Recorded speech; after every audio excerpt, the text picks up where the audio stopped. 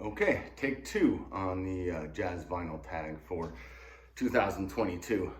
First take, the dog and cat were wrestling and fighting the whole time, and so there was a lot of background noise.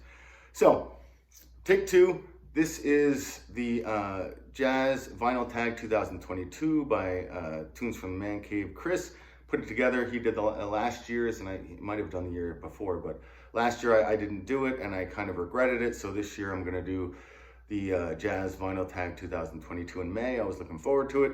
Thank you for getting to it, Chris. I've watched your channel for like 3 years now or so. I think I've been collecting vinyl since before the pandemic, like 4 years, roughly 4 years. And then started watching vinyl community videos, and yours is one of the first that I was watching. So here we go. Let's go with these 22 questions that I thought were pretty good. Kind of an overall look at jazz as a whole with a lot of these questions. So I'll start right in because I don't want to make it a 40-minute video. Best Jazz Find 2021 is 2 albums, 2 10 inches. I don't have some crazy major grail. That's, like a $200 record that I found actually in 2021. I did not find too many like really expensive, amazing grails that I would never find. But this is Gene Ammons tenor sax favorites. It is a 10-inch from 1953, and it has him battling Sonny Stitt on it. It's like an immaculate condition. The cover is great. Vinyl's VG+. It actually is worth a pretty good amount of money in that condition. But amazing album, and I don't have too much Gene Ammons in my collection. I also found, which I was about to get the Acoustic Sounds reissue, but I actually found this one, which is the original 10-inch on Decca for Peggy Lee Black Coffee with Peggy Lee.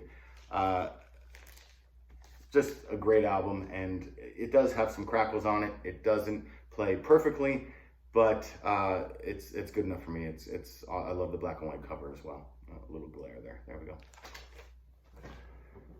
Favorite jazz reissue, 2021. I'm gonna go with the Tone Poet series and talk about this one, Dexter Gordon, One Flight Up. I love this album. I was gonna pick it for the House Fire album, but I mean, I could just listen to it. I listen to it like weekly. Side 1 especially. It's a Donald Byrd tune, but Dexter Gordon, just his saxophone playing on it and everything just sounds amazing.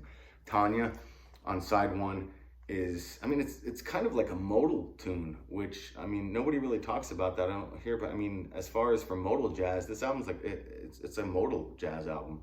That song is just gorgeous. I could hear it over and over and over and over again. So, best jazz reissue. I saw Black Bee 70s pressed in the stores. It was after I got the Tone Poet, but I don't see it too often. And when you look on Discogs, there's not too many of them available. So I'm glad that Tone Poet did that one, and I love that album. Let's see, favorite new release of 2021 is, a lot of people have been showing it. It's the Art Blakey, One Flight to Tokyo. Fantastic album. It's got the lineup for Monin, Lee Morgan, Wayne Shorter, Bobby Timmons, Jimmy Merritt, and it plays a lot of those tunes, and from also the Big Beat, like that album that I think followed up Monin. It plays some of those songs too. It sounds fantastic. Some people say that the fidelity is not amazing, but I think it sounds fantastic. It might not be Acoustic Sounds Black Saint and the Sinner Lady, but it sounds fantastic. Favorite saxophone-led album. This is one of my favorite albums that I don't see talked about. I love Ben Webster. His breathy, saxophone playing where you can hear his breath at the end of notes. This album on Verb, Soulville, is fantastic. It's a great late night album. It's a great Sunday morning album. A glass of wine, cooking some dinner, family, friends, partner. Just it's fantastic. Can I say fantastic enough? Let's see here. Trumpet-led album. I went with this one. I don't know if I've ever seen this album shown. I think it's a European press, TCB. I might be mistaken on that, but Donald Byrd and Booker Little, The Third World. Really cool album. It's a little avant-garde, hard bop. The two of them together playing on it. It's got Curtis Fuller, Bill Evans, Paul Chambers, Armando Peraza, which I don't really know very well, Philly Joe Jones, Willie Rodriguez. It's a fantastic album. I don't see it talked about enough, but this is my trumpet album by Donald Byrd, one of my favorite trumpeters. Guitar-led album, I've got two I wanted to show just quickly. Kenny Burrell is my favorite guitar jazz player. Grant Green's great. Wes Montgomery's great. George Benson's great. Herb Ellis is great. Joe Pass is great. Jim Hall's, all of them are great, but I just gravitate towards Kenny Burrell. I just love his stuff. I could have shown Midnight Blue or some other albums, but I like this album on Verve, Guitar Forms. Gil Evans arranged it, and all the songs are kind of different guitar styles. He'll do like bossa nova and Spanish and hard bop, and it just, each song is different. It creates a nice different kind of vibe. The cover is amazing. This one sounds great. This is a mono. So that's one, and then I don't think that he gets talked about enough, and I love his albums, and this is Kaleidoscope on Verve as well, but he was on Roost. This is Johnny Smith. Most of it, like a lot of his stuff, is on Roost, if you can find it, Royal Roost. He doesn't get talked about enough. Johnny Smith is a great guitar player, and just check him out if you have never checked him out. His albums are probably like $10 to $20 range. They're not really expensive if you can find a clean one. Piano-led session, I'm going to go with Herbie Hancock. I haven't seen too many people show that much Herbie. I think someone showed Wahandishi. Appearing Isles, a classic blue note of his. They've done Maiden Voyage. I wonder if they're going to do this maybe for a classic series coming up. But Freddie Hubbard, Ron Carter, Anthony Williams. This is the album that has Egg on it, which is and Cantaloupe Island on side 2, which is the fantastic side 2. Anyway, Appearing Isles, Herbie Hancock for the piano playing album, or piano-led session. Organ-led session. Organ-led session, there we go. Blue Bash, it says Kenny Burrell, I know, but Jimmy Smith is also, they're like co-leading it. So it's Blue Bash by Kenny Burrell and Jimmy Smith co-leading it. Another Verve, underrated album. I haven't seen this shown in the VC very much. I remember my brother's pretty envious that I have this album. He keeps wanting to figure out how to get it in the wild, and I have hardly seen it come up at all. It's not a very expensive album. I just never see it in the wild. Great album, great Jimmy Smith album. You don't hear about it much. You hear about most all of his blue notes and some of his other Verve stuff, but this is a great album. Trombone album, oh yeah. I couldn't tell you much about this album because I probably played it a couple times and put it on the shelf. This is J.J. Johnson and Kay Winding. It's, I don't even know what they call this album. It's the alphabet letter album. Yeah, it's just called Jay and Kai. So it's on the 6i Columbia, and that's my trombone album. I couldn't really tell you about it because I haven't listened to it in a while, but there's the trombone. Jazz Funk album. This is my beater copy. The cover is totally roached, but this album kicks serious ass. Idris Muhammad, Turn This Mother Out. Awesome jazz funk. Awesome drumming. Really funny song, Tasty Cakes on side 2 to start off the album. It's just it, and Turn This Mother Out ends side 1. Fantastic jazz funk album. Check out Idris Muhammad. He's got a few other albums also out there. But I found this for $1 at clearing out the storage unit sale at a record store in Santa Fe. So yeah, and I'm actually trying to get a better copy, but it's like $40, and I didn't feel like spending 40. But that's an amazing album. It's my beater copy though. Jazz fusion album, I have to go with one of the best jazz fusion albums of all time, in my opinion and many others' opinion, is Billy Cobham's Spectrum. It's got Quadrant 4 on it. It's got Spectrum on it. It's got Stratus on it. It's got Snoopy Search, Red Baron. It's a fantastic album. This is jazz fusion. Anything Billy Cobham, and then if anybody out there doesn't know who Billy Cobham is, buy it. Anything that Billy Cobham is on, except for probably Warning, because that's a really weird album, 80s stuff. But buy it. And underappreciated album by an artist you love. I don't know if it's totally unappreciated. I just don't hear many people talking about George Benson in the VC anymore. I know that Mike at the In Groove just bought his collection, and then he was talking a lot about George Benson, so that brought it to light a little bit. I just don't hear a lot about George Benson, and this is a fantastic album. Benny Green, he meets Benny Green on the street, who's a trumpet player, and then brings him to the session, and oh no, I'm sorry, trombone player, Benny Green trombone. Oh, there's another trombone, but fantastic album, hard hitting, hard bop with a little bit of funk in there too, because Lonnie Liston is on the organ, Lonnie Smith is on the organ, so it brings a little funkiness to it. Fantastic album, underappreciated. Jazz live album. I don't know, maybe some of you guys have seen this on CTI. Not super smooth, really cool. Kind of reminds me of the Imperial Isles Herbie Hancock album, as far as a little bit avant-garde, kind of jazz, a little bit more towards the funky stuff with Eric Gale. But it's got Herbie Hancock, Freddie Hubbard, Stanley Turrentine, Ron Carter, Jack DeSonet, Eric Gale, in Concert Volume 2. It's a fantastic album. Real cheap too, probably a $10 to $15 album if you can find it in the wild. Supergroup album, A Blowing Session. Johnny Griffin, who another underrated saxophone player I don't hear talked about enough, but this is A Blowing Session.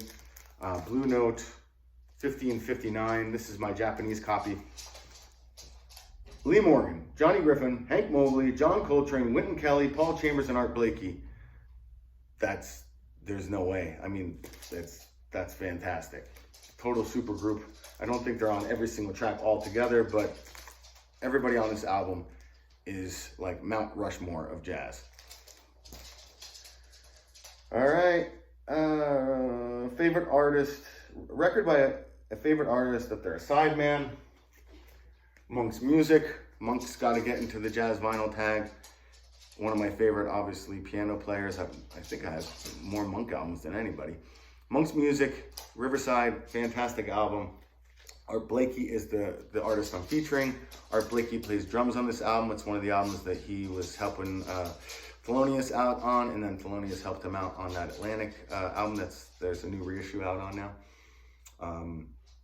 But Art Blakey, sideman on Thelonious Monk's album, Monk's Music, which is in my opinion, one of Monk's best albums, on Riverside anyway. An album more people should know about. I think more people should know about him in general, but West Coast Jazz, Barney Kessel, Let's Cook, fantastic cover, original contemporary stereo, not very expensive at all. I think I got it for like 12 bucks. Look at the lineup, classic West Coast Jazz. We've got Barney Kessel on guitar, Victor Feldman on vibes, Hampton Hawes on piano, Leroy Vinegar on bass, and Shelly Mann on drums. Side 2, Barney Kessel on guitar, Ben Webster on tenor sax, Frank Rosalino on trombone, Jimmy Rawls on piano, Leroy Vinegar on bass, Shelly Mann on drums. Classic West Coast Jazz, awesome guitar.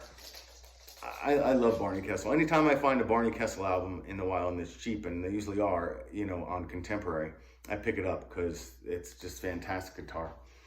All right, so vocal jazz album. You can't go wrong with this one. It is a classic, and you can't go wrong with her. And it's Ella Fitzgerald, Mac the Knife. This could also be my live album, but she's in Berlin. This is famous for when she's kind of scatting in the song Mac the Knife and forgets the lyrics. And it's just a fun, playful live album. Sounds amazing, and it's Ella, and there's not many like her. Her voice is amazing for vocal jazz. Also, I just wanted to show, these are really great if you find them in the wild. This is Ella Fitzgerald Sings the George and Ira Gershwin Songbook. The covers, I think there's 4 or 5 volumes, it goes up to 5 volumes, and the covers are done by this Bernard Buffett, and they're fantastic. I have 3 that I've found in the wild now of original presses, and I hope to find the other ones, but anyway, classic Ella. All right, an album by an artist that you thought should have been bigger. I don't know, to be honest, if this album was huge in its day or not. I just know that I don't hear anybody talk about it. The Portrait of Cannonball Adderley, I don't hear many people talk about Cannonball Adderley to begin with. He is talked about, but I just love his albums. I mean, there's Cannonball Adderley in Chicago. That's Cannonball Adderley in New York at the Village Vanguard. That's another live album that's amazing. This album, the reason I picked it is because look at the lineup. I mean, Bill Evans is on it, Blue Mitchell, Sam Jones on bass, Philly Joe Jones on drums. It's fantastic. They do a cover of Nardis by Miles Davis. It's just a fantastic album, and I don't hear anybody talk about it. And it's just not up there on the high up there on the Riverside like mega albums, but it's a great album to me. Let's see here. Record you hope to find in 2022. I have been searching for Miles 1967, 1968, like second quintet albums for a while. I live in the area that my local record store is Slolo Records. It's about 20 minutes away. I know that Chris has talked about them because of the auctions on Instagram. And some other guys have talked about their jazz collection. Their store is chock full of jazz. There's so much jazz. Most of my collection is from their record store. I mean, it's mostly up to about $40 albums. They save their really expensive stuff for their Instagrams and when they go to shows. But I can't find Miles' second quintet stuff. Miles in the Sky, Philly Day, Kilimanjaro, Nefertiti. What was it? Miles in the Sky, Miles Smiles, all of them. I'm forgetting some off the top of my head, but I can't find them. I've passed every once in a while on one, thinking I'll just see it again, and I can't find them. I know I can easily go into Discogs or eBay and grab them up, but I'd like to find them in the wild. But I have Sorcerer, and then I gave Nefertiti that I found to my brother, but I haven't been able to snag some of those up. I got a lot of early Miles, first quintet and transition period, but I need to snag up a lot of the second quintet stuff for Miles. New release or reissue looking forward to, that would be easy. That's the Blue Train Tone Poet that's rumored to come out. I haven't really seen an actual release or any kind of press release on it, but everyone's rumoring that Tone Poet's going to be doing the Blue Note. So, I mean, that's obviously hugely anticipated. You can't really find Blue Train affordable. And some of those pressings like the 75th anniversary don't sound very good. So hopefully that'll come out.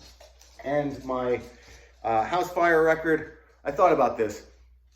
If there was a house fire, I'd be out of commission for 6 months to a year, maybe, waiting for insurance money to come in, waiting to get another house. All my records are trashed and gone. But I will get them back, because if I put them in Discogs, and hopefully that's insurable, I'll get some money and I'll purchase them all again. So it's not an album that, like, oh my God, I'll never find it again. I found it for $20. It's $400. It's an amazing grail. I'm not bringing that in House Fire. I'm bringing something that I'm going to want to listen to every day, because it's my only damn album while I'm going through a freaking mess. So that would be Crescent by John Coltrane. I love his Atlantic period probably more than his whole body of work at Impulse. There's like this title and some other titles, Love Supreme, African Brass, Live at Birdland. There's some Impulse stuff, his first album on Impulse. Some Impulse stuff I love, but I mean, as a body of work, I love his Atlantic stuff more, but this album is fantastic. From head to toe, every single song on it, I'll play over and over and over again. This is the Acoustic Sounds reissue. I've never seen even a late 60s repress, second press in the wild. I've never seen one. So I got the Acoustic Sounds version. It sounds amazing.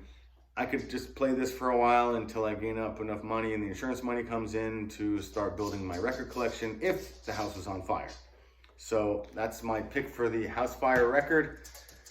That's Jazz Vinyl Tag 2022. I did a video in 2021 for the vinyl tag, and then I stopped making videos. So I hope to hopefully make some more videos. And thanks for watching, and leave the comments below if you like some of the albums that I picked, or maybe you have a recommendation for another album that I might be into. Go ahead and leave some comments below. Thank you guys very much. Later.